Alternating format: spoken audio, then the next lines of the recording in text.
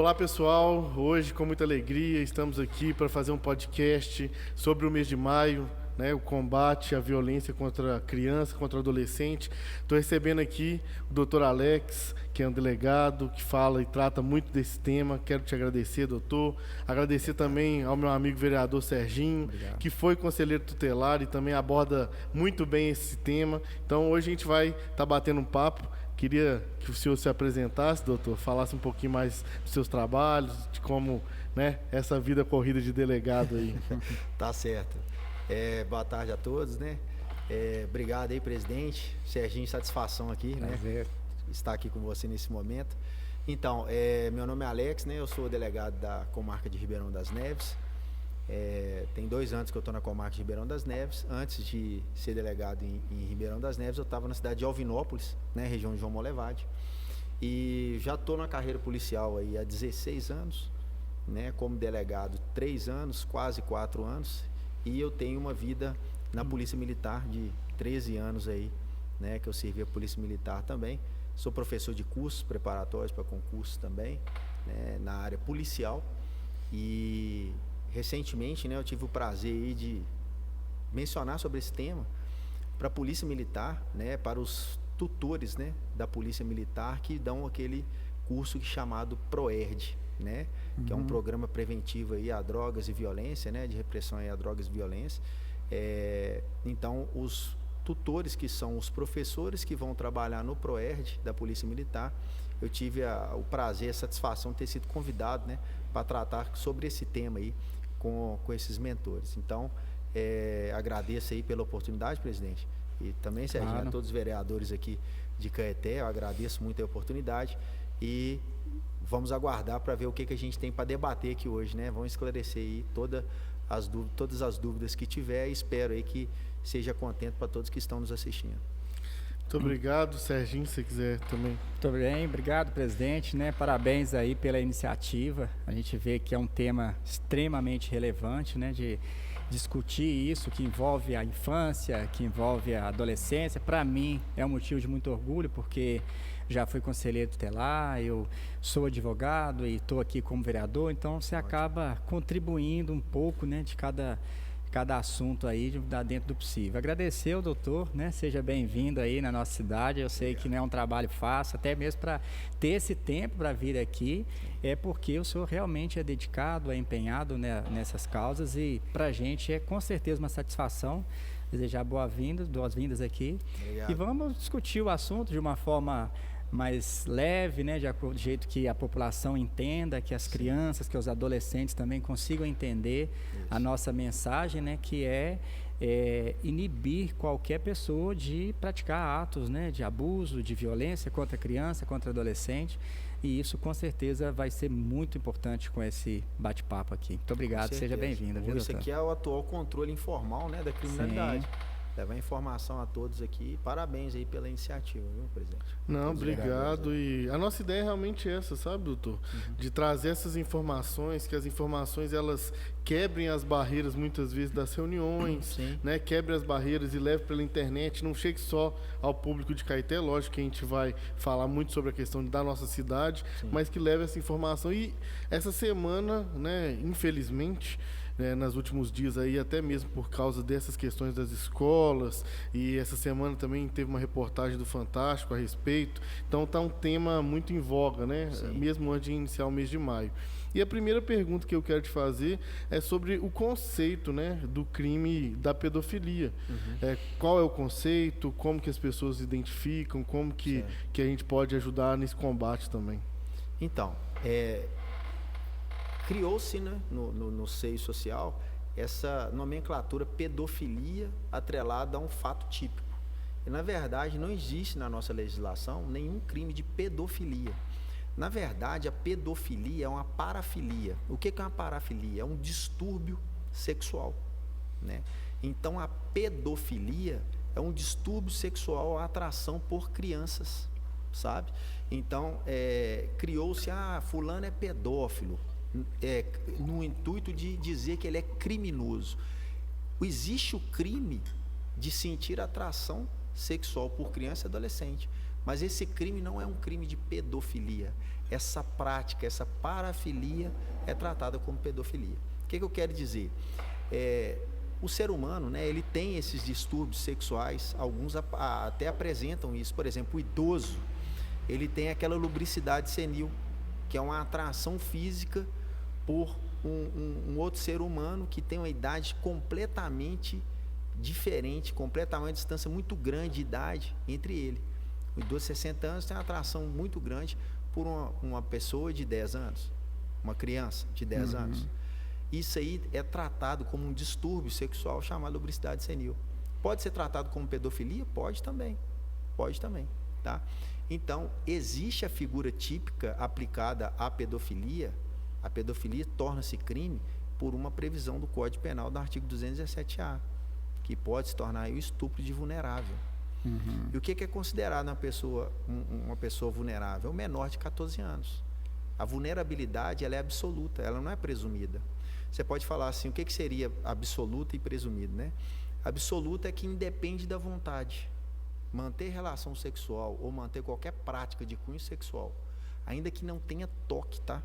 Ainda que não tenha toque. Existem decisões dos tribunais superiores que o simples fato de pedir um menor de 14 anos se despir na sua frente é considerado estupro de vulnerável. Ainda que aquele autor, aquele adulto, aquele maior, aquele imputável, não toque no adolescente, né? Porque aí já é adolescente, né?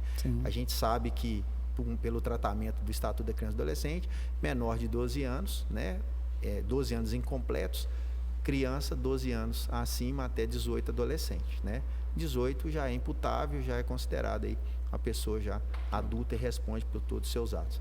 Então a figura típica é o 217-A, que é o estupro de vulnerável. Então independe, é um simples tocar, não precisa haver uma cópula, vamos dizer assim, né? O sexo propriamente dito. Não vou usar muitos termos técnicos aqui, não. Não precisa ter o sexo propriamente dito. Basta tocar, né? No menor de 14 anos, com interesse, com lascívia.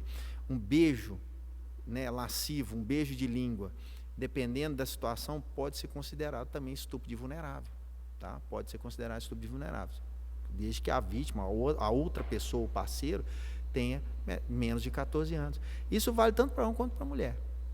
Sim. Né? Independente se uma mulher adulta, na fase adulta, tem uma prática dessa com um menino menor de 14 anos, estupro de vulnerável.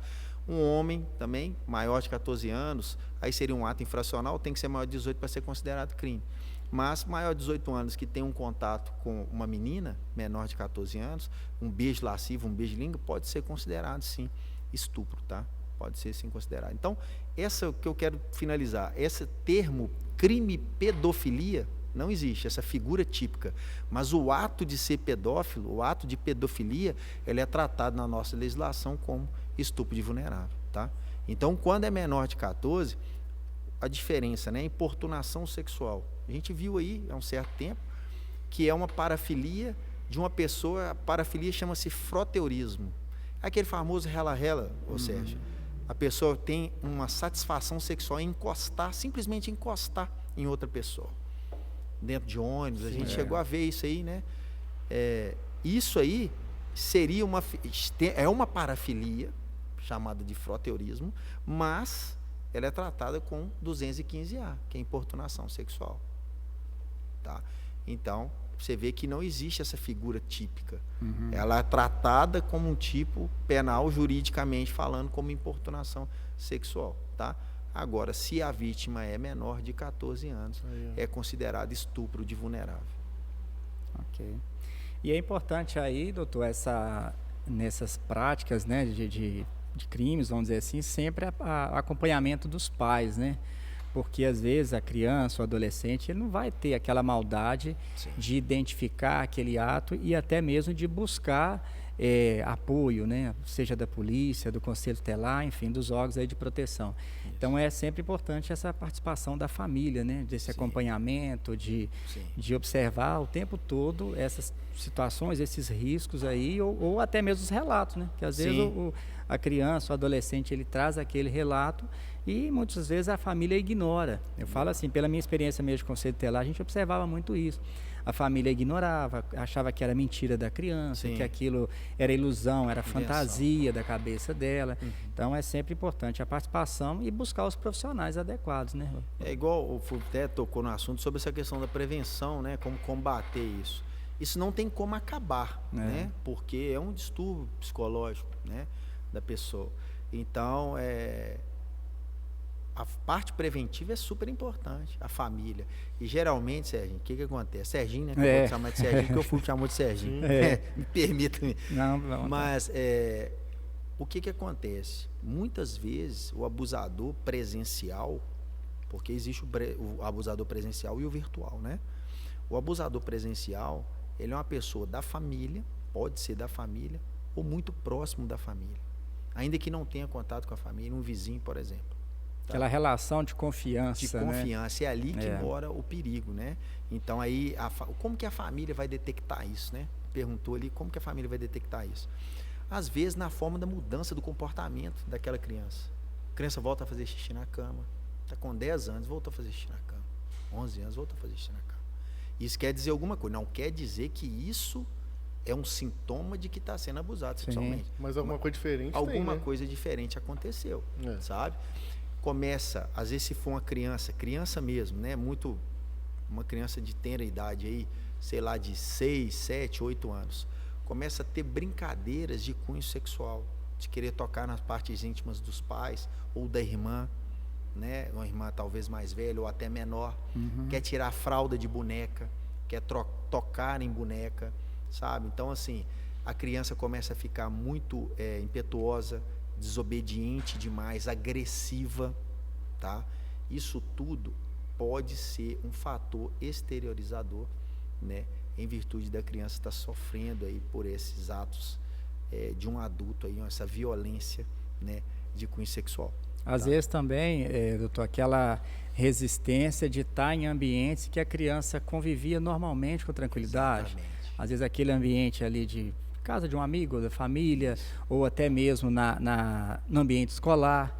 Às vezes a criança está com aquela resistência. Olha, a criança nunca teve resistência de ir para a escola, mas de um certo momento ela não quer ir de jeito nenhum. O pai chega na porta da escola, está chorando e quer voltar. Então é um momento assim de observar. Alguma coisa está acontecendo, lógico, como o senhor diz, não que isso seja já definido como está acontecendo algum abuso, mas que tem alguma coisa anormal e que precisa acompanhar essa criança, talvez levar um psicólogo, né? Se a própria família não conseguir identificar ali, isso é importante, né? É importante. Existem técnicas, né, entre os psicólogos para poder identificar se a criança está passando realmente por esse tipo de situação. Você falou muito bem, a família tem um hábito de ir na casa de certa pessoa, e aí a criança passa a não querer ir lá mais. Aí fazendo aquele retrospecto, fala, ficou lá, e geralmente abusador, ele fica naquela situação, ele é uma pessoa insistente, tá? Às vezes ele age, no início ele age com muita discrição, sabe? E depois ele começa a demonstrar um carinho demasiado pela criança, um apego demasiado pela criança, pela vítima. Ele quer levar para casa para dormir. Às vezes pode ser até amigos, entre amigos, filhos amigos, e o abusador é o pai do amiguinho. Acontece. E às vezes o amiguinho já foi abusado até pelo próprio pai. Sim. Né? A gente fala, inconcebível. Não, mas acontece. Os pais, né? Entre os pais. Então tem que tomar muito cuidado. Muito cuidado. E meninos também. Que a gente, na sociedade, cria aquele estereótipo, a menina que vai ser abusada. Não, muitos meninos são abusados também.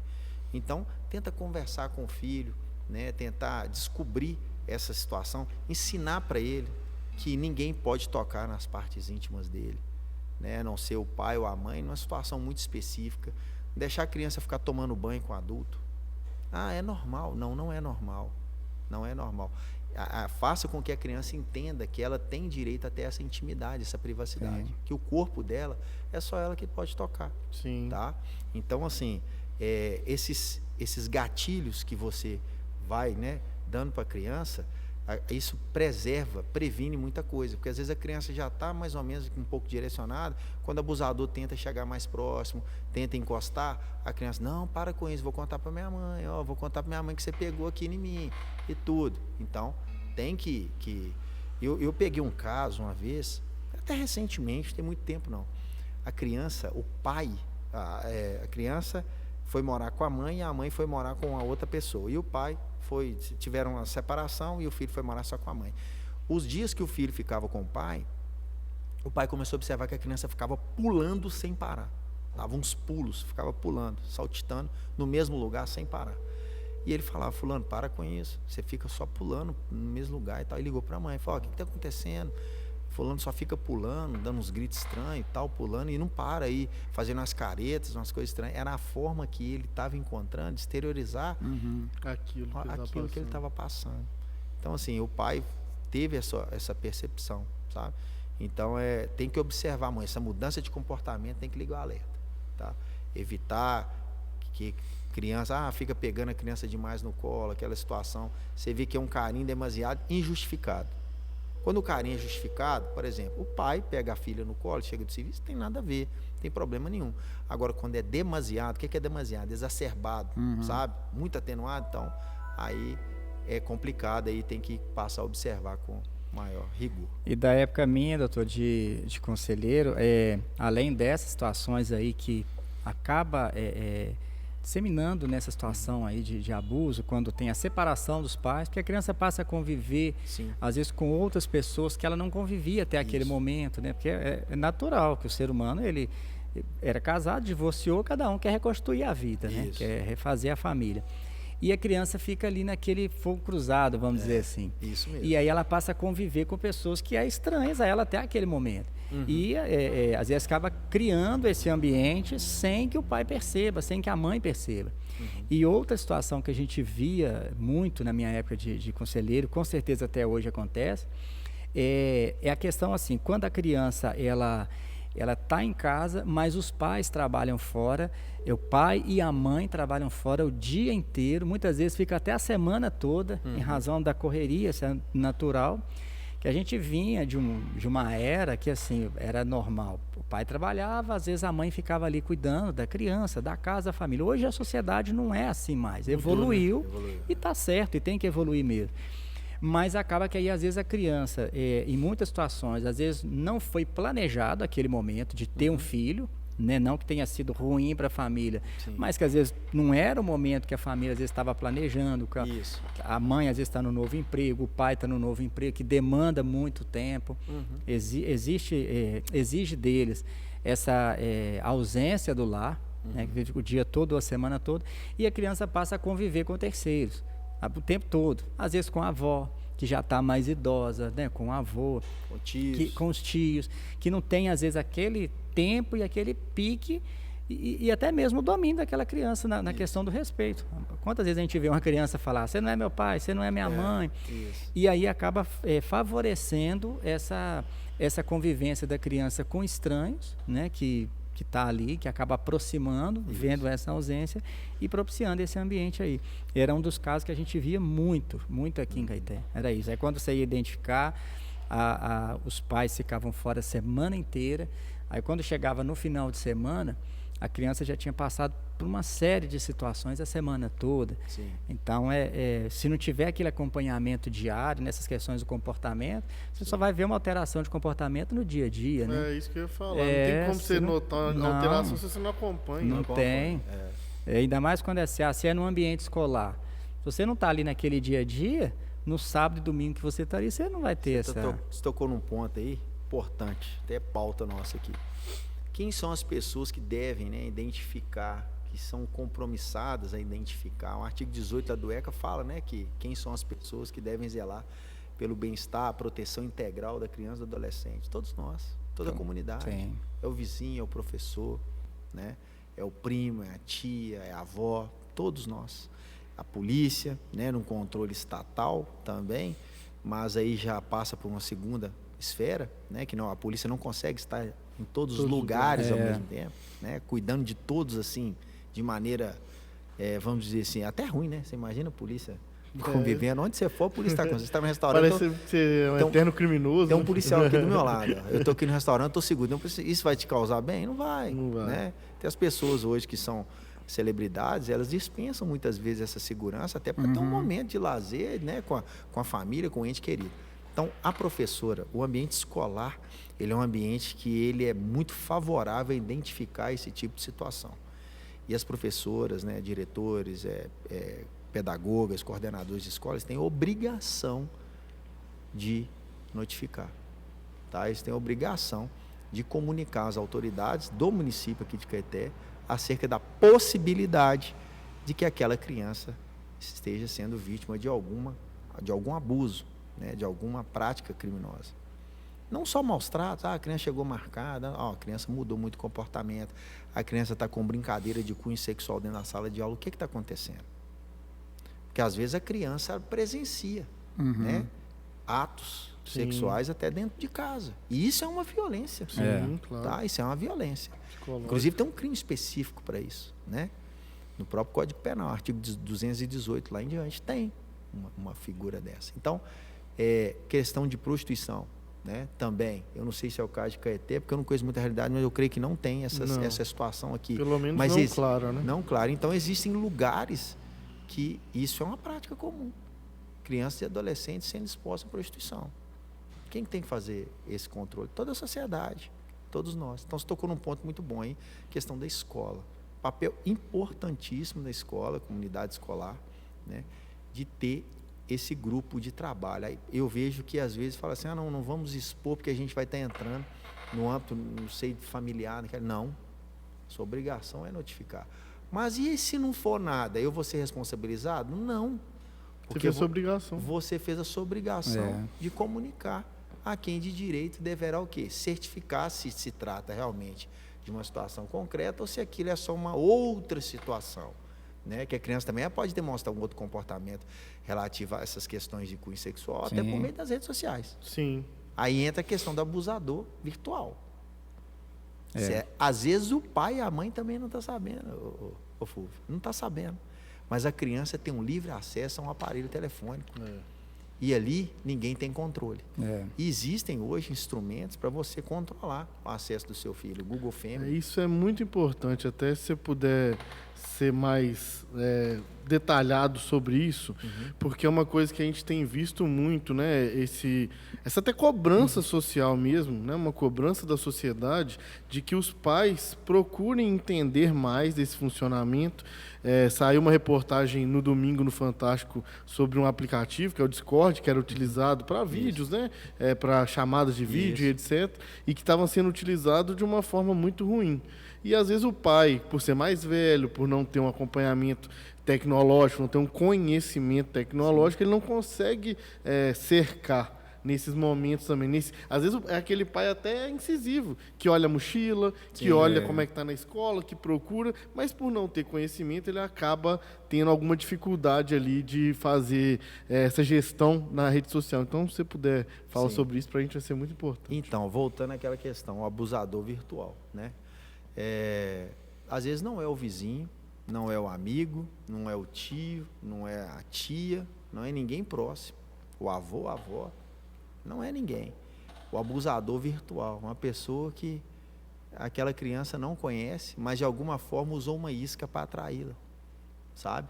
É uma mensagem de WhatsApp, é uma mensagem em um jogo, que hoje os jogos você consegue se comunicar, né? Sim. Então, o que os pais devem fazer, os responsáveis devem fazer?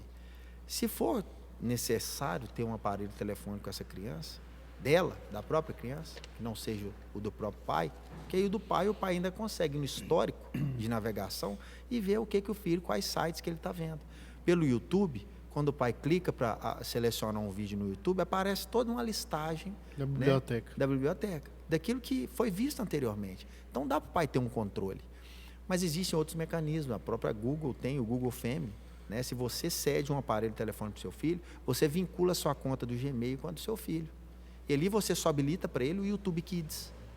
Ali chega um relatório toda semana para você, para saber quantas horas o seu filho ficou conectado com aquele aparelho. Né? Então você vê que o pico maior é sábado e domingo. Né? Eu tenho um filho também pequeno, ele tem acesso, até também que hoje, né, na atualidade, você não pode tolher o seu filho dessa tecnologia nem desse conhecimento. Mas você deve fazer de estudo, né? Você tem que fazer um filtro do que ele assiste, do que ele vê. Perca um tempinho, vai lá, senta do lado do seu filho, quando ele estiver jogando no sofá, você chega de maneira bem tranquila, sem alerta, senta do lado dele, vê qual jogo ele está jogando, com quem ele está conversando, que foto ele está vendo, quais imagens ele está assistindo, quem é esse grupo dele. Quando ele não estiver próximo do telefone, é obrigação do pai e da mãe, ou seja lá quem for o responsável, supervisionar o telefone da criança. Telefone da criança com senha, isso não existe, gente. A criança tem que ter intimidade, tem que ter privacidade dela, tem, mas isso é limitado. Quem limita isso? Os pais. Ela não tem essa autonomia por completo, não. Não é não? Sim. Então, assim, isso aqui, ó, tem que ser fiscalizado. O telefone tem que ser supervisionado. Então, existem esses instrumentos, sabe? Então, existem esses filtros também que você pode colocar em relação aos vídeos. Por exemplo, você pode bloquear um canal do seu filho. Ó, não quero que meu filho assista o canal do youtuber tal. Você vai lá e desativa aqueles disparos que eles fazem quando lançam um novo vídeo. Você vai lá e desativa aquilo ali. Quando você inscreve no canal, quando ele lança um vídeo novo, você vai lá e tira.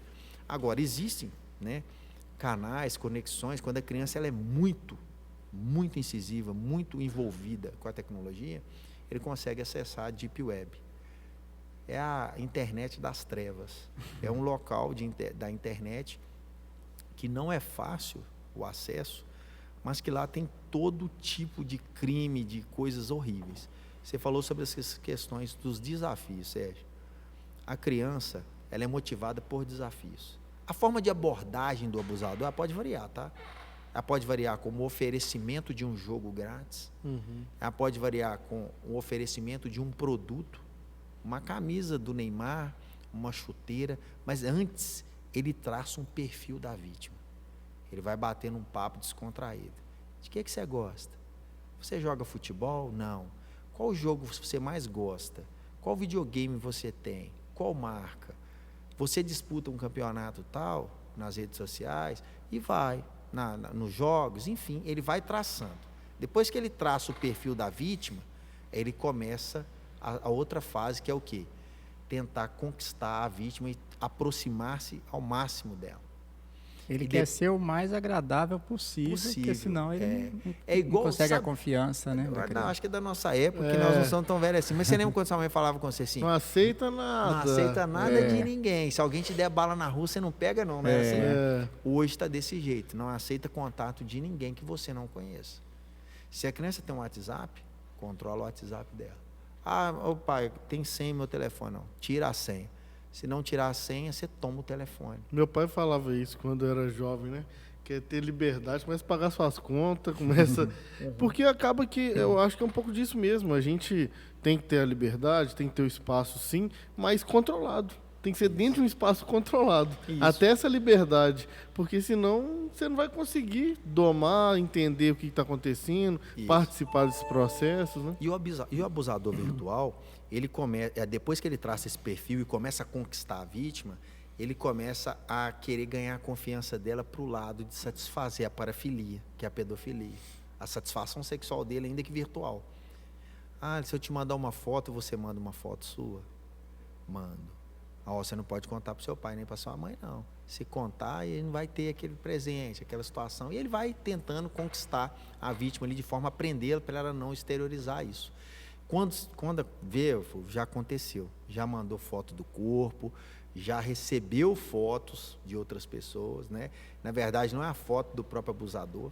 Geralmente ele pega essas imagens, né, de outras pessoas que já estão aí na rede mundial de computadores e expõe aquilo para a pessoa. E depois, dependendo da idade da vítima, ele começa a extorquí-la. Porque dependendo do perfil que ele traça, se a vítima for filho de pessoas que têm muitas aquisições, um poder econômico maior, ele começa a pegar dinheiro, senão eu vou contar para o seu pai e para sua mãe que você mandou uma foto para mim disso e disso. Tem esse lado do crime também, que é a extorsão. Então, o abusador virtual, ele não tem aquele contato físico, mas o trauma que ele causa, o efeito, a lesão psicológica que ele causa na vítima, talvez ele cause uma situação nela irreversível. A ponto da vítima querer ceifar a própria vida. Acontece. Porque não consegue mais conviver com aquilo. É uma tortura, é um tormento o tempo inteiro. Eu vi essa reportagem lá do Fantástico, que saiu agora domingo, e os próprios repórteres que eles não mostraram, né, tudo o que acontecia ali nesses grupos, mas os repórteres vendo, assim, a reação deles era Sim, sabe? de repulsa mesmo, repulsa, uma repulsa enorme, assim, a cara deles mostrava. E tem muito esse sentimento de pertencimento também, né? O adolescente, ele quer pertencer a algo, o jovenzinho ali. Então, quer ser aceito em um grupo. Aí ele acaba fazendo. Eles estavam mostrando muito isso. Muitos jovens que estavam escrevendo com estilete na pele, o nome do grupo lá do Discord lá. Então, isso tem sido algo que tem se ampliado muito e criado um dano, como você disse, psicológico, mental, e até mesmo, muitas vezes, criado esse dano até que a gente está vendo aí dos ataques nas escolas, né? Coisas que vêm no pós. E no pós. Assim. Você viu o desafio do desodorante? Eles fizeram do desodorante, que a criança foi lá e inalou o desodorante completo, morreu. Aquele da baleia azul também foi muito comentado, né? Então, assim, esse mês que passou no Fantástico, eles fazem um desafio para a criança ou adolescente se automutilar. Fazer maldade com animal. Fazer maldade com animais. Então, assim, são coisas que, em tese, era aquela arte que a gente fazia quando era criança, sabe? Às vezes, é errado também, né? Mas pega um estilingue e atira pedra num passarinho. É errado, né? Não pode fazer isso. Mas nem se compara ao que se faz hoje de querer incutir na criança. Pôs fogo no gato. Pôs fogo no animal, afoga animal.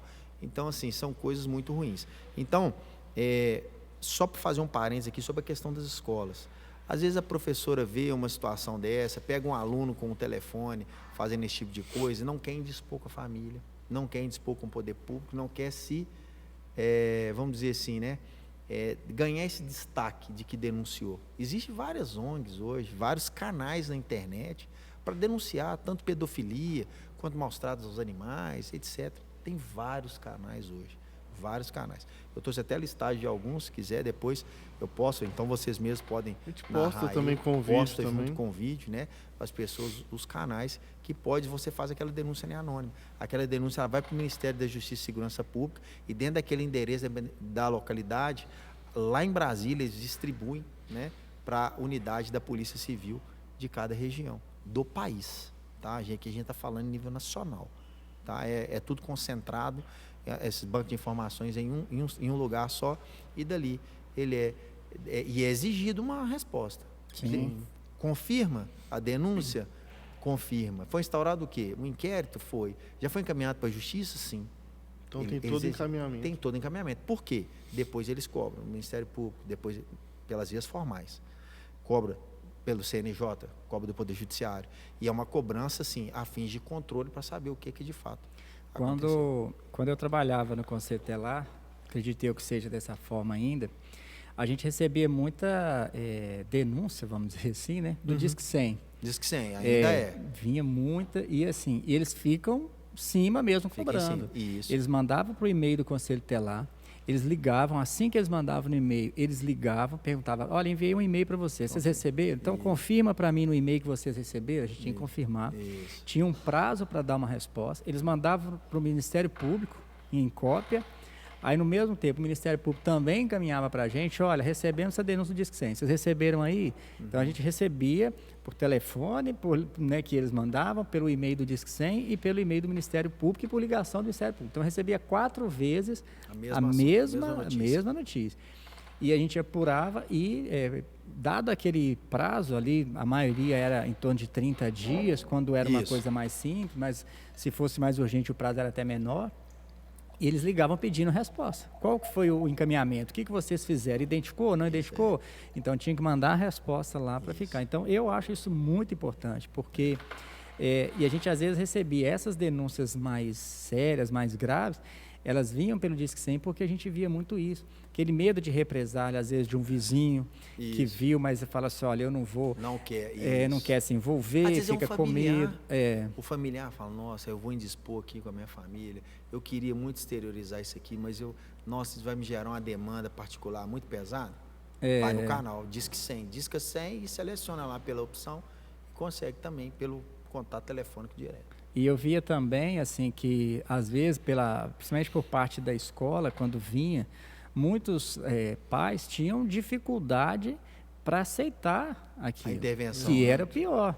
A gente tinha essa resistência muito grande de falar Acontece. que era perseguição, Aham. que isso estão inventando que quer prejudicar a vida deles, é porque não aceita. Então, assim, isso também é uma situação muito séria. E às vezes, quando a gente identificava o problema, ainda assim, você ainda tinha aquela dificuldade de colocar na cabeça do familiar, olha, você precisa de ajudar seu filho. É a sua obrigação e nós estamos aqui para te ajudar. Eu não estou aqui para te prejudicar, para te perseguir, nada disso. Mas ainda tem muito isso, né? Infelizmente. Não deveria, Não deveria. mas tem. É verdade, essa questão até mesmo do acreditar ali, né? A gente fala o seguinte, que na nossa época a mãe da gente não queria ouvir se a gente estava certo ou errado, a gente estava sempre errado. Sempre errado. Né? Já começava já. A escola reclamava qualquer coisa, a gente estava sempre Já tava errado. errado. Hoje não. Hoje você vê pais que vão para agredir professores, pais que ameaçam professores, por isso. Porque às vezes está querendo cuidar da criança, está querendo levar. A gente teve até audiência pública aqui, teve uma fala do professor Jefferson, que eu achei muito importante, dessa terceirização do pai para a escola, né? Não o pai pode. quer que a escola crie, a eduque, escola eduque, a escola cuide. completo o filho, né? não pode. Então, Você lapida antes. Por isso que eu falo, essa questão, por exemplo, de ataques às escolas que teve, né, recentemente. O professor tem que... É uma oportunidade para o professor recuperar sua autoridade dentro da sala de aula. Mas, em contrapartida, os pais têm uma participação essencial. Sim. Será que quantas vezes você retira os materiais de dentro da mochila do seu filho para ver o que ele está levando ou o que ele está trazendo da escola? Porque depois, quando o filho vai ganhando uma idade mais avançada, ali 14, 15 anos, você fala, poxa, perdi meus filhos para a droga. Olha, meu filho cometeu um crime, meu filho furtou um celular na escola. E deu pequeno furto, pode virar depois um roubo, um homicídio, por aí nunca mais tem volta. O que é o bem mais precioso que a gente tem? São nossos filhos, nossa família. Então o pai, ele já tem que ali, no dia a dia, não é uma coisa que você faz um dia e pronto, ó, olhei um dia e não fiz mais. É dia a dia, verificar isso. Aí vem o poder público, a gente fica tentando achar uma saída, né? Vamos pôr porta nas escolas, detector de metal, porta com, entendeu? Segurança. Aí vai, em casa, aí né? vai gerando um constrangimento. Aí muitos pais, não, meu filho não vai passar no detector de metal, não. O que está acontecendo aí?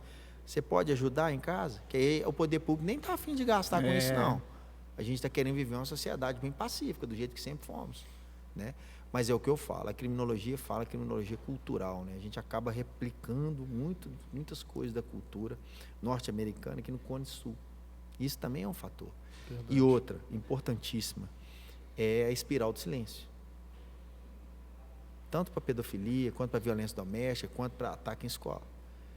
É aquele pacto que todo mundo viu aí, que os grandes veículos de imprensa falaram, a gente não vai divulgar mais nada sobre isso. Espiral do silêncio aconteceu mais ou menos em 1960. Houve um acordo de cavalheiros entre a grande mídia e o poder público em não divulgar casos de suicídio. Sim. Porque perceberam que aumentava. Isso todo mundo sabe. Aí só falavam de suicídios de pessoas, celebridades, pessoas de notório reconhecimento no meio social. Aí sim. Do contrário, não. Porque aí você evita que outras pessoas que estão com a predisposição de agir daquela forma acabem fazendo. E eu, nesse ponto aí, doutor, eu acho até que eu até concordo com a regulamentação das redes sociais. Tem que Também. ter. Tem que ter, limite, porque, né? Porque se você não impõe limite nenhum, aí, igual hoje, a gente está vivenciando essas situações que você vai lá e faz aí um acordo de cavalheiro entre as grandes mídias, as empresas de rádio, de televisão, enfim. Mas e as redes sociais? Aí você não coloca... Isso, aí as emissoras de TV, por exemplo, elas não divulgaram imagem, tentou assim, não dar publicidade, porque o que a maioria dos casos requer é isso, quer publicidade, quer destaque. Mas aí você vai para a rede social, que às vezes tem uma força até muito maior do que essas grandes mídias televisivas, e para eles não tem regra, não tem limite. Então, eu claro que nunca interferi no direito, né, de liberdade, de expressão do cidadão, de forma alguma, não é nesse sentido. Mas ela tem limite, Mas né? tem que ter um limite, assim, olha, peraí, você está divulgando isso aqui, é realmente necessário? É um momento para isso? Com essas questões aí de ataques nas escolas. Vai ficar divulgando lá a pessoa que entrou e fez e aconteceu, criança ali machucada, crianças atingidas. Qual a finalidade real disso aí? Então, eu investiguei alguns crimes relativos a ataque à escola, alguns episódios, notícias de que poderia acontecer, que determinada página está veiculando esse tipo de informação. Eu acabei esbarrando em entraves legais de que eu, na minha função como delegado de polícia, eu não poderia ter acesso a determinadas informações. Agora, quando alcançava determinadas informações, essas informações eram insuficientes. Sim. Por quê? Porque a plataforma da rede social não respeita a legislação brasileira. Então, uma investigação que eu tenho, uma prática, um conhecimento que é corriqueiro para chegar, porque muita gente acha que tudo que faz na internet, a internet é terra sem lei. Você fica anônimo, você não é descoberto. Isso é um engano. É engano. Depende de uma investigação qualificada que você consegue chegar assim. Todo mundo é identificado, tá? Então, o que acontece?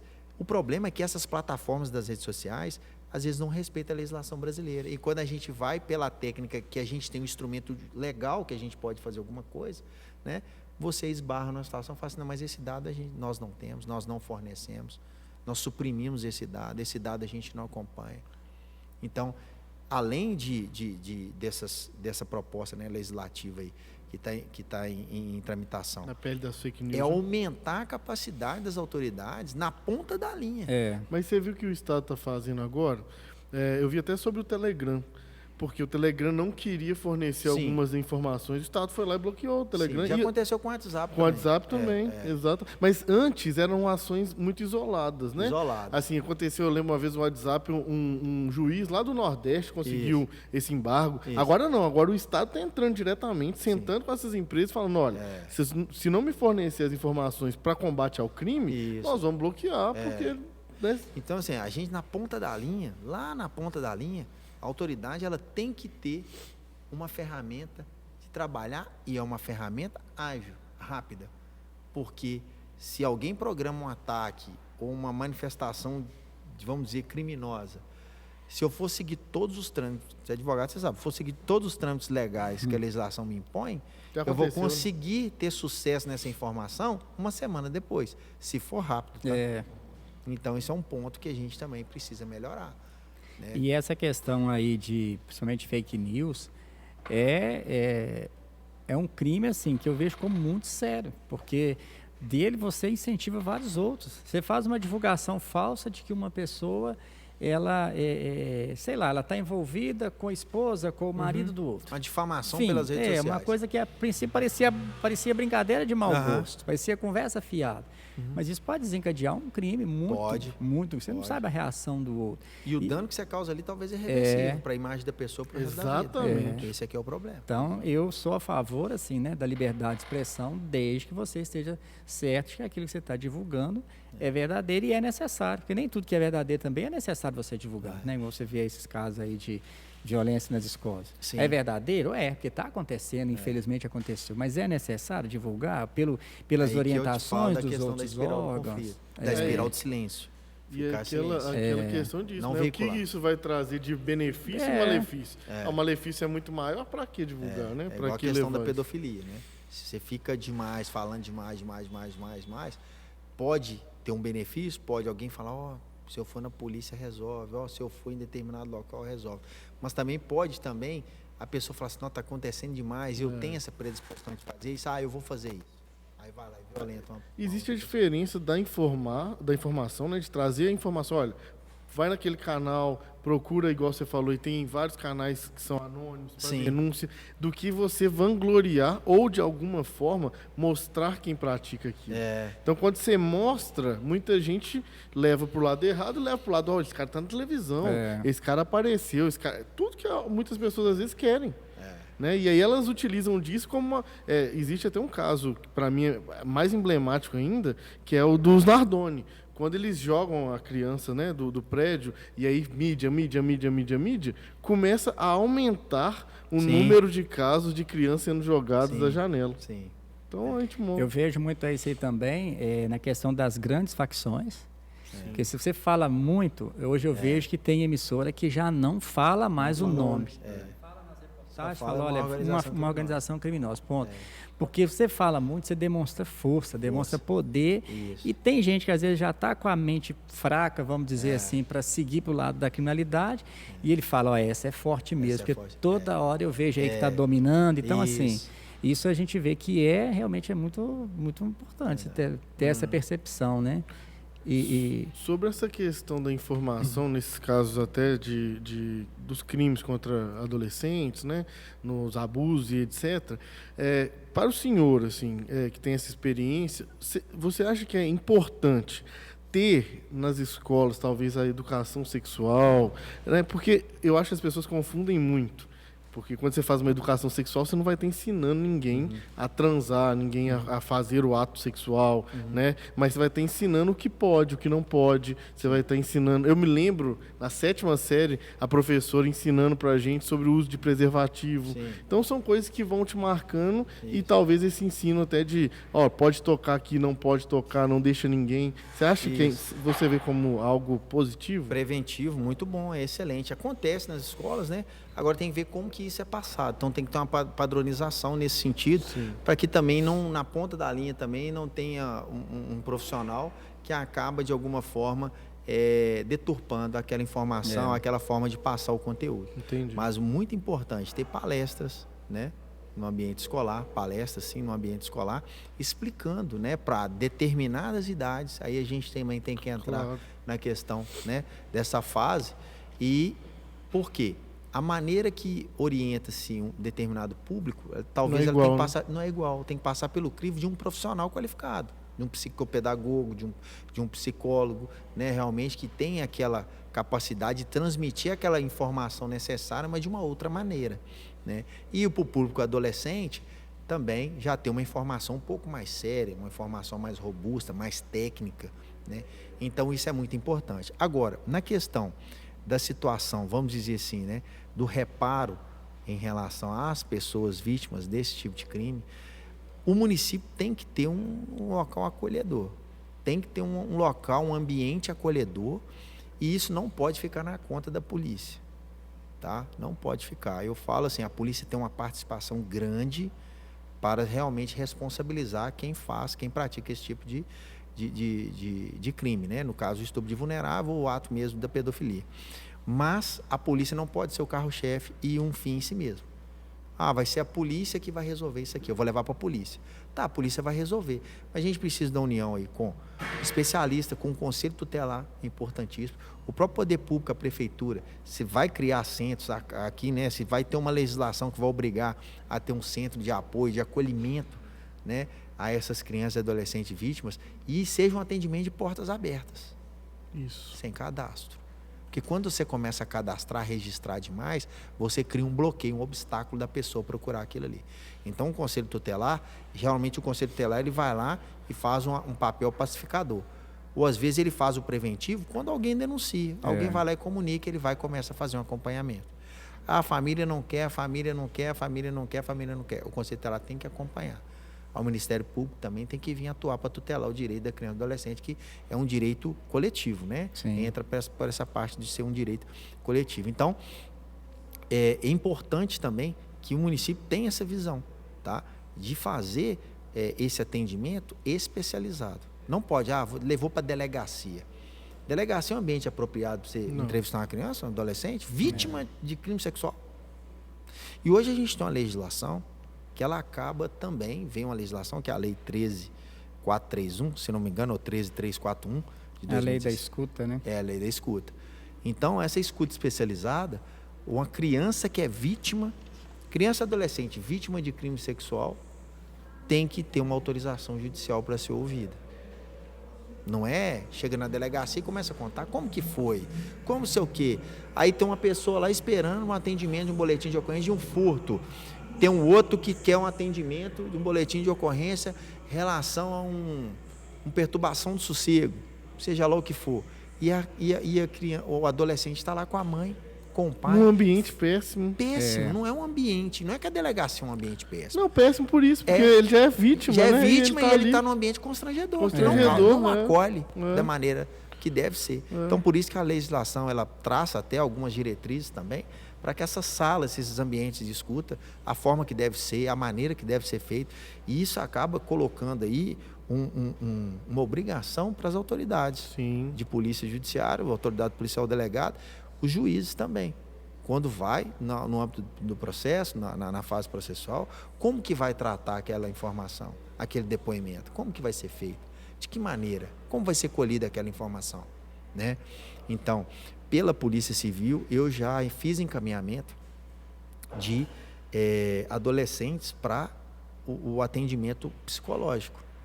Para aquela pessoa realmente ver se a criança tem algum perfil psicológico que não é o adequado, ou ela está inventando, está numa situação. Isso aí é importante. Então, Claro. criança menor de 7 anos só vai ser ouvido com cautelar. Vítima de violência sexual vai ser ouvido mediante cautelar, tem que ter autorização judicial. Não para os outros crimes, até que não tem essa restrição. Mas nesses casos aí de vítima de violência sexual, crimes contra a dignidade sexual, não é só estupro não, até importunação também. Pode acontecer, tem que vir com o crivo do Poder Judiciário. Então são todos envolvidos em uma situação que aparentemente é simples. Quando eu preciso ouvir uma pessoa, eu peço um mandado de intimação, a pessoa senta, passa os dados, eu vou e ouço a pessoa naquilo que é pertinente à investigação. Com criança e adolescente não pode ser assim. Então a gente tem que criar esses mecanismos acolhedores também. Né? Essa escuta especializada, ela é importante também, então eu vejo assim, no sentido de evitar que a criança ou adolescente tenha que repetir aquela história várias vezes. É a revitimização. Sabe, isso é muito pesado. Eu falo que na época que eu era conselheiro tutelar, ainda não existia esse procedimento, não existia essa lei. A lei de 2017. Eu fui conselheiro de 2011 a 2013, né? Foi nessa faixa. Então, assim, a gente tinha muito essa dificuldade, porque chegava uma denúncia para a gente no conselho tutelar, por exemplo. Aí a gente ia conversar, às vezes nós mesmos já fizemos isso várias vezes, de tentar conversar com a criança, dependendo do caso, é lógico, né? Que às vezes chegava para a gente da escola. A gente tentava primeiro porque a gente tinha que criar algum instrumento legal ali para dar sequência naquele trabalho. Sim. Porque você vai fazer o quê? Você vai pegar uma criança ali, você vai levar ela na delegacia de imediato? Não tinha que ter todo um cuidado. Sim. E às vezes não tinha um profissional adequado para isso, né? Se tivesse ali um psicólogo especialista para tratar com crianças, ele que vai ouvir, ele que vai abordar aquilo ali. Então não tinha muito isso. E aí a criança às vezes tinha que contar a história, ou o adolescente, às vezes já tinha contado na escola de alguma forma, né, para a gente. Aí você ia na polícia militar para registrar a ocorrência, aí ia na polícia civil, quando encerrava a ocorrência, aí tinha que contar aquilo de novo. Chegava no Ministério Público de novo, e aí quando chega no Judiciário, de novo. Tudo de novo. Então, assim, é pesado demais. Aí a criança ou adolescente cansativo. é vítima do crime e é vítima do Estado. Exatamente. Porque não tem esse filtro, não tem esse cuidado de tratar aquela informação e vai gerando ele gatilhos para ele reviver aquele ato criminoso o tempo todo. Hoje o CREAS faz esse serviço, Sérgio, você sabe dizer? Porque eu realmente eu não acredito sei. que não está ativo esse serviço aqui não, porque precisava de ter um profissional específico para essa área, né? Porque é complicado você ter lá um psicólogo que atende o rompimento de vínculo, né? Que seria a função do CREAS, quando já está grave ali um rompimento de vínculo familiar. Então, ele não consegue fazer esse acompanhamento ali diário desses trabalhos, não dá. Teria que ter mesmo um profissional para esse fim, né? Que vai lidar principalmente com a psicologia infantil. Isso, né? tem que saber lidar. Hoje a gente vem sofrendo com isso aqui na cidade, sabe? Nós fomos conversar com os psicólogos hoje que atuam nas escolas estaduais e nem a transmissão de dados tem sido feita, prefeitura e estado. Né? E que é o primeiro passo até para o Estado que está recebendo entender qual a condição daquela criança psicológica. Então, assim, a gente que, enquanto Câmara, né, na presidência, a nossa ideia é criar uma procuradoria que vai ter a da mulher, vai ter a da criança e do adolescente, pessoas com deficiência, idosos, para exatamente ter esse caminho com a Polícia Civil, para que não se crie essa revitimização de todos os casos, e também uma forma da gente ter esse ambiente apropriado. Profissionais apropriados. Hoje a gente conversa com algumas instituições voltadas para isso, porque na cidade, até onde eu sei, pelo menos, posso estar cometendo até um erro, mas até onde eu sei, isso não acontece, esse acompanhamento tão próximo dos casos, não acontece essas escutas especializadas e isso acaba gerando um dano muito grande. Gera. Né? E aí a gente falou, até usei um termo aqui talvez errado, não quis dizer que as delegacias sejam uns ambientes ruins, mas para quem é vítima... O ambiente não é o apropriado para aquele apropriado. fato ali. Até, imagina um adolescente, vamos lá que a gente tem que ir na delegacia. Aí chega lá, ele encontra comigo assim, de terno e tal, vai olhar e falar, mas esse cara é o delegado? O delegado, ele tem uma noção do que o delegado, qual que é a função do delegado. Chega para um policial militar, fardado, todo equipado, com colete, aquilo gera nele um temor. Às vezes ele distorce os fatos. Às vezes não, na maioria das vezes ele vai distorcer os fatos. Ora pode negar, ora ele pode aumentar as circunstâncias daquilo que aconteceu. Até porque muitas vezes a vítima se acha culpada. Sim. Né? Eu já vi alguns relatos de gente que foi vítima em casos como esse, mas ela acha, será que eu tive alguma culpa? Será que fui eu? E nesse a gente ambiente não pode esperar ainda. a culpa de criança e adolescente numa situação dessa de pedofilia. De jeito nenhum. Porque a criança está numa situação natural. É brincar, é uma situação que ele vive ali, o convívio dele é um convívio próprio. Né? Não, mas é porque é menina, é adolescente, ela anda só com shortinho curto. Não existe isso. Isso não existe. Né? Como que o senhor acha, doutor, que deveria ser essa parceria para o preventivo entre Câmara, Prefeitura, polícias, né, em geral, seja ela civil ou militar, para a gente ir passando isso com mais frequência, porque a gente tem o hábito de tratar determinados assuntos quando tem, às vezes, um dia específico. A gente tem o dia 18 de maio, que é um dia específico desse assunto. Mas para que isso não fique só nesse dia, para que ele não pare só no dia 18, para que isso seja uma coisa mais permanente. O que o senhor aconselha, assim? O senhor acha que seria ideal, né? O senhor acha que seria bom? Olha, seria bom a Câmara junto com o poder público, seja a prefeitura, polícia, ou talvez sem a presença também da polícia, às vezes só mesmo entre Câmara e Prefeitura, escolas. Como você acha que seria talvez uma forma, talvez não a mais ideal, mas a mais próximo possível, né? Para a gente conseguir contribuir para o preventivo, porque a gente sabe que quando chega no momento do repressivo é porque já está muito grave, enfim, né? Já aconteceu algum crime, mas nesse preventivo, até para a criança ficar mais alerta, para a criança ficar mais observando, e para a família também observar mais. A primeira providência... E até só para complementar, se tiver alguma cidade, você fala, não, aquela cidade faz isso, é muito legal. Até para a gente, às vezes, ir nessa cidade, pesquisar, conhecer. Então, o preventivo, o melhor é fomentar, fazer uma atividade de fomento no seio familiar. É palestras mesmo nas escolas para os pais. Tem que ser um ambiente também de acolhimento de toda a comunidade. Né? Eventos dessa maneira, panfletagem de campanhas, né, em relação a isso aí. É um acompanhamento nos índices criminais. A gente tem dados estatísticos dos boletins de ocorrência que são registrados e fazer mesmo um levantamento para ver qual a incidência desse tipo de crime, de fenômeno criminal aqui na cidade de Caeté. E isso é possível fazer pretérito. Até, se você quiser, dados de 2015, 16, 17, 18, até hoje, é possível fazer através da delegacia, para você ver, é na zona rural que acontece mais? Não, mas aqui no centro de Caeté não acontece muito. Não, aqui acontece mais do que na zona rural. Você está entendendo? Sim. Até para você fazer uma ação direcionada, coordenada, sem gastar demais efetivo, energia, em uma situação que não tem cabimento, não tem necessidade, que você está despendendo recurso, empregando recurso numa situação que não acontece. Agora, eu já trabalhei em uma cidade no interior que eu convivi com isso e o maior índice desse tipo de crime relativo à pedofilia, né, era na zona rural. Na zona rural. Talvez por uma deficiência da informação chegar naquele local, chegar naquela situação. Então, assim, criar datas rotineiras, não só o 18 de maio, mas realmente para aquela participação dos pais da comunidade escolar, participar de palestras, ciclo de palestras, de forma efetiva. Fazer campanhas, panfletagens, né? Noticiar isso nas rádios locais. Isso é muito importante. Isso é muito importante. De maneira o quê? Preventiva. Cobrar de maneira formal, né, que a prefeitura faça também esses acolhimentos. E dentro desse perfil desse acolhimento, ter condições de saber, olha, no ano de 2022 nós tivemos 10 casos. No ano de 2023 nós tivemos 15. Opa, está aumentando. O que está acontecendo?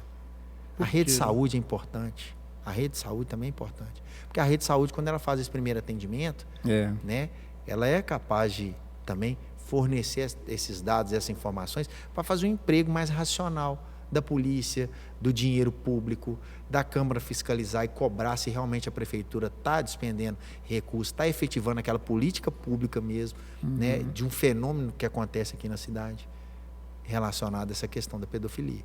Então, dá para fazer essas questões, essas situações preventivas, educando, com a parte educativa. Sei lá, cria aí semanas relativas a palestras no ambiente escolar da rede municipal. A gente tem feito parcerias isso, com o Ministério Público, para o Ministério Público também ajudar para levar essa informação para eles. A Polícia Civil, solicitar à Polícia Civil, né, um ciclo de palestras, de informações. A Polícia Militar não tem um PROERD relacionado à questão das drogas e violência? Pode fazer também, se for um fenômeno muito crítico aqui na cidade, ou casos que realmente... Se tiver um caso, já é uma situação que deve ser atentada. Já deve ser observado. Então, na minha época de conselheiro, a gente... Hoje parece que vai acabar voltando, né, às coisas mais antigas, por causa de... A gente vê coisas aí absurdas acontecendo e fala, gente, peraí, a gente vai ter que voltar a ser como antes para começar do zero de novo a sociedade, vamos dizer assim. E a gente fazia muito palestra nas escolas com a presença dos pais. A gente fazia palestras, passava vídeos educativos, porque aí os pais estavam ali. A gente pedia na escola, olha, vamos marcar uma reunião com os alunos e com os pais para a gente apresentar sobre esse assunto. Então, os pais estavam ali no ambiente. Então, ficava todo mundo lá, sentado, né, normalmente no pátio da escola. Era uma coisa rápida, não era nada assim cansativo, né, ali de meia hora, 40 minutos no máximo.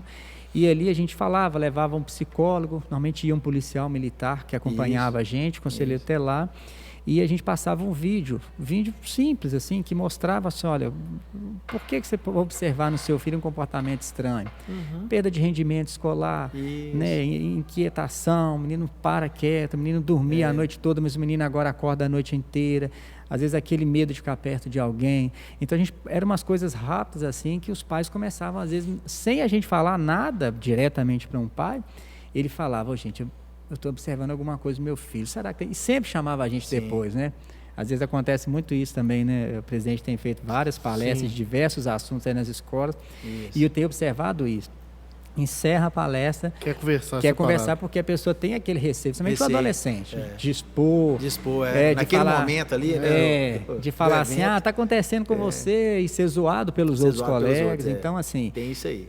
Então a gente acha, pelo menos eu acho que vamos ter que voltar a essas formas de palestra, porque hoje tem essa dificuldade dos pais de estarem presentes nas escolas, né? Alguns por falta de interesse mesmo, a gente tem que ser realista, e outros por dificuldade de disponibilidade de tempo mesmo, porque está trabalhando, porque tem outros afazeres e não consegue estar ali. Então, acho que a gente vai ter que forçar um pouquinho a barra para que a gente volte a ter esses momentos ali dos alunos com os pais presentes, com o representante ali. E eu acho que a gente consegue ajudar muito nisso. Sim, não, isso é muito importante, porque aí você consegue ter um controle, não que isso não vai acabar. Isso é impossível acabar. Mas você vai ter uma probabilidade de evitar que venha acontecer e fique, vamos dizer assim, um fato não divulgado, uma subnotificação. Não vai ter. Não acontece. O caso emblemático, eu vou falar que é uma figura pública, todo mundo sabe do caso, é o caso da Xuxa. Né? A Xuxa relatou um fato gravíssimo que aconteceu com ela na época da infância, e inclusive eles mudaram a nossa legislação, falando acerca da prescrição começar a correr a partir de quando a vítima completa 18 anos, salvo se o fato foi apurado à época do crime. Por quê? Às vezes, quando ela atinge a maioridade, ela cria coragem realmente de denunciar. É o artigo 111 do Código Penal. Então, teve essa mudança. Todo fato que é observado nessa circunstância, ele acaba trazendo uma evolução no âmbito social, jurídico. Sim. Então então se cada um fizer diferente no lugar que está, igual o município aqui de Caeté tem essa providência, aí o Sabará que está aqui do lado já começa a copiar essa situação, e isso vai disseminando. Então, são projetos. Eu não conheço nenhum projeto assim que tenha um sucesso máximo em relação a isso, até porque esse crimes contra a dignidade sexual, eles correm em segredo de justiça. Sim. Né? Então, isso não é uma coisa que é muito divulgada. Então, mas eu não tenho conhecimento. Agora, o preventivo, para ajudar a que não ocorra, que não aconteça casos relativos à pedofilia, e se acontecer, a pessoa, o cidadão de Caeté, souber onde comunicar, isso é o valor da atuação de vocês aqui como autoridades da cidade, do município. Né? Levar como essa informação vai chegar para aquela pessoa e como você vai tratar aquela informação. Aí, o procedimento relativo à imputação, à responsabilização criminal, vai ser adotado pela polícia. A polícia é muito bem preparada em relação a esses quesitos, sabe? Essa situação. É o que a gente tem procurado fazer com o podcast, quando a gente leva para as escolas, até assim, me ampliou um pouco, porque a gente tem feito muito com os jovens, né? A gente tem feito muito nas escolas estaduais, uma parceria muito positiva, mas eu acho que essa ideia dos pais é muito positiva. Sim. Né? Conversar com os diretores das escolas, fazer um momento ali com os pais, com os alunos. Não tem a festa na escola? Aí vai todo mundo. Aí vai todo mundo. Então a gente vai ter esse momento, né, de reciclagem, ou tratar assuntos mesmo do ambiente escolar e marcar reuniões. E o pai não foi. Que leva um representante. Não levou representante, o Conselho Tutelar vai lá. Por que a senhora não está acompanhando as atividades escolares do seu filho?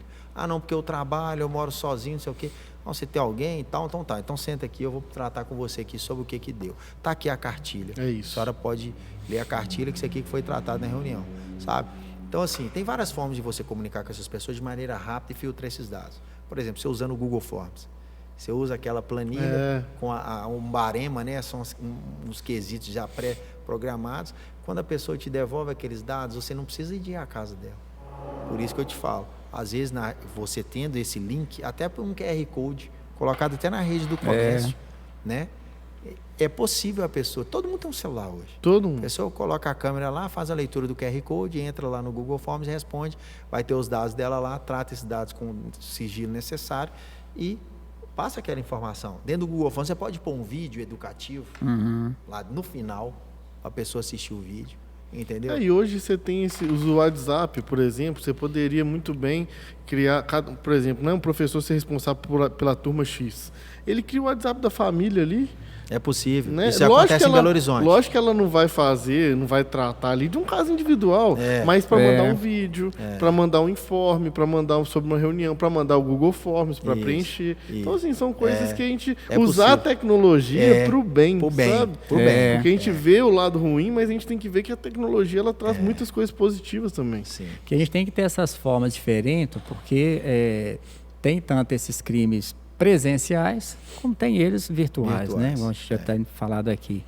Então, a gente tem que ter também essa atuação nos dois meios. Isso.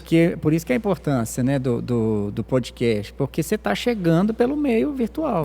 Mas você vai ter outras formas, você vai ter panfletagem, você vai ter presença nas escolas, você vai ter divulgação, outdoor, jornais impressos, enfim. Jornais da cidade, ótimo, jornais locais, mas tem que estar em todos os meios, porque o crime está em todos os meios. Então, a gente não pode ficar no preventivo ou no repressivo em um único meio, se ele está em todos. Sim. E eu até queria perguntar para o senhor, né, aproveitando esse assunto, hoje, pela experiência que o senhor tem, o senhor acha que o crime, esse tipo de crime, ele tem acontecido mais presencial, mais virtual, ou o senhor acha que não tem diferença, acontece quase que igualitário das duas formas? Então, como eu falei, esses crimes, como ocorrem em segredo de justiça, não é uma coisa exposta, de uma estatística pronta, uma estatística muito, mas é possível se infiltrar. Mas acredita-se que os crimes virtuais, ele tem uma maior incidência, pelo alcance. O cara faz 10 vezes, né? 10 vezes. Um faz contra 10 vítimas ao mesmo tempo. No presencial, ele vai atacar uma vítima específica, geralmente. E o fato do presencial, aquela pessoa tem um medo de ser surpreendido ou de ser descoberto. Então, a incidência ela é menor. Agora, o virtual, vivendo o anonimato, né, troca nome, foto, geralmente inclusive o ECA tem até essa previsão lá da infiltração de agentes nesses grupos, né, a polícia ficar infiltrada nesses grupos. Então, assim, é uma situação, quando você pede qualquer dado via plataforma do Instagram, do Facebook, do TikTok, lá quando você está pedindo esses dados, né, que é uma atividade investigativa qualificada, que o delegado faz, eles colocam eles pedem para você colocar uma fotografia, um documento que comprova, mas lá eles colocam em inglês, lógico. Por favor, não anexe foto de exposição íntima de crianças e adolescentes. Está escrito lá. Não coloque. Se colocar, não é respondido. Então, eles têm esse protocolo de não receber esse tipo de foto, nem de vídeo, nada. A própria plataforma dessas redes sociais mais conhecidas, né? O TikTok, o Instagram, o Facebook. Então, eu acredito que o virtual é maior. A incidência é maior pela capacidade que ele tem de alcance. A pessoa pode estar lá lá na Noruega e praticando um crime contra uma criança aqui de Caeté. E é também, além dessa questão aí do alcance, essa sensação de impunidade, né? Que infelizmente acaba imperando ali, né? Porque falar, não vou ser descoberto, eu não sei se é desse mesmo caso que o Fulvio deu como referência, que passou recentemente no Fantástico, de um senhor, ele liga a câmera, não sei se é do celular, se é do notebook, enfim, mas que ali muda completamente a imagem dele, a voz dele, era um senhor, e ali, para quem está do outro lado, está aparecendo uma mulher de cabelo grande, a voz normal, ou seja, está gesticulando ali normalmente, a pessoa que está do outro lado, na cabeça dela, por exemplo, ela está falando com uma mulher, e na verdade não é. Então, assim, ela acha que ela está trocando informações íntimas com uma amiga, com uma colega, vamos dizer assim, né, vamos te dizer que é uma menina de um lado. Enfim, e acho que é essa sensação assim de não ser pego, essa sensação de impunidade, que às vezes faz aumentar esse tipo de crime no meio virtual, né? Mas aí você está falando a questão da impunidade, só para a gente, né, caminhando aqui para o final. Existe uma operação que é feita de âmbito internacional, chama Luz da Infância. Tá? Depois, quem quiser dar um Google aí e pesquisar, é uma atuação que é feita pelas polícias judiciárias do Brasil e de outros países aqui do Mercosul e até da Europa. Então, a Polícia Civil, né, as polícias civis do Brasil, o último Luz da Infância, que foi a 10ª operação Luz da Infância, cumpriu mais de 500 mandados de prisão. Vocês vão pesquisar no Google, vocês vão ver, chama Luz da Infância. Então, ela é feita em uma coordenação entre o Ministério da Justiça, ele é feito com todas as polícias. A Polícia Civil de Minas participa, tá, dessa operação e cumpre mandados, diversos mandados de busca e apreensão, mandados de prisão.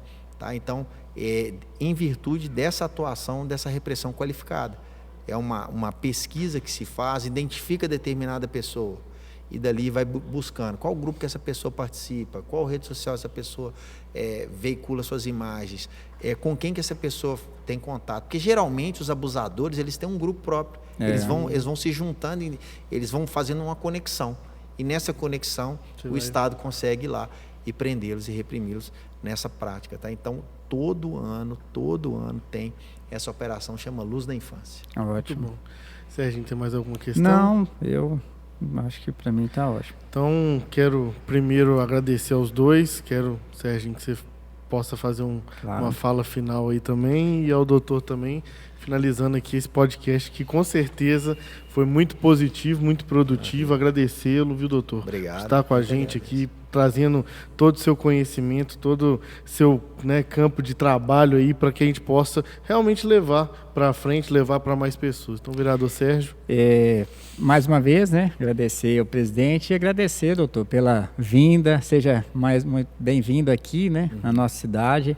Parabenizar pelo seu trabalho, né? A gente vê a tranquilidade de tratar dos assuntos de forma que o povo consiga entender. Às vezes a gente trata de alguns assuntos relevantes, mas se ele for falado de forma muito técnica, a gente acaba não alcançando o objetivo principal, que é que quem está do outro lado entenda, né? Então, o senhor passou isso para a gente com muita tranquilidade, com muita segurança, principalmente, né?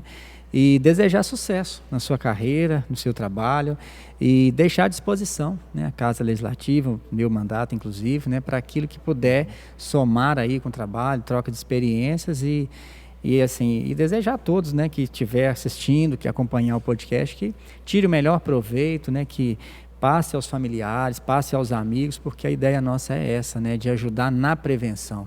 Porque quando chega na punição, às vezes já está até mais complicado de atuar, então a gente, trabalhando bem o preventivo, a gente consegue ajudar muito mais pessoas. Então a ideia é essa. Muito obrigado mesmo e parabéns aí pelo seu trabalho. Muito obrigado. Presidente, muito obrigado. Eu que agradeço pela oportunidade, né, ter sido convidado aqui para participar com vocês aqui desse podcast. Em seu nome eu cumprimento, e do nome do Sérgio também, cumprimento todos os vereadores aqui de Caeté, tá? Toda a população aqui também. E dizer que estou sempre à disposição, né, apesar de não ser o delegado da comarca, sei que tem um delegado excelente aqui, Sim. que atua junto com vocês, é sempre muito participativo, mas eu agradeço pela oportunidade de vir aqui hoje, falar um pouco do que eu sei, né, levar um pouco de informação, como você disse.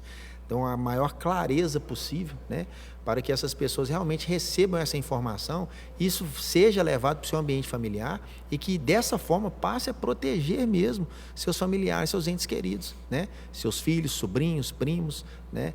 Então, eu agradeço muito aí mesmo por essa oportunidade e espero ter outra oportunidade aqui de falar para vocês, ou até mesmo para a população de Caeté, tá bom? E aqui dar os parabéns, né, por esse evento. Eu nunca participei de um evento assim na Câmara Municipal. Isso aqui é política pública, né? Eu sei que vocês têm uma atuação do Parlamento de fiscalização dessas políticas públicas, mas vocês já estão efetivando isso aqui e isso é muito importante. A união de esforços é que vai levar a gente a melhorar a cada dia.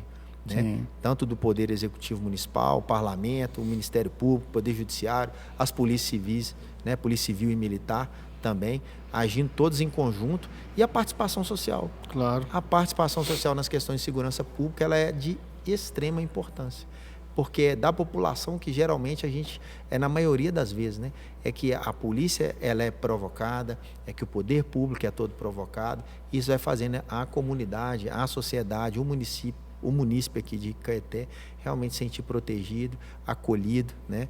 Então podem contar comigo para projetos futuros, o que eu puder ajudar aí, estou sempre à disposição. Muito obrigado, doutor Alex, muito obrigado ao vereador Sérgio.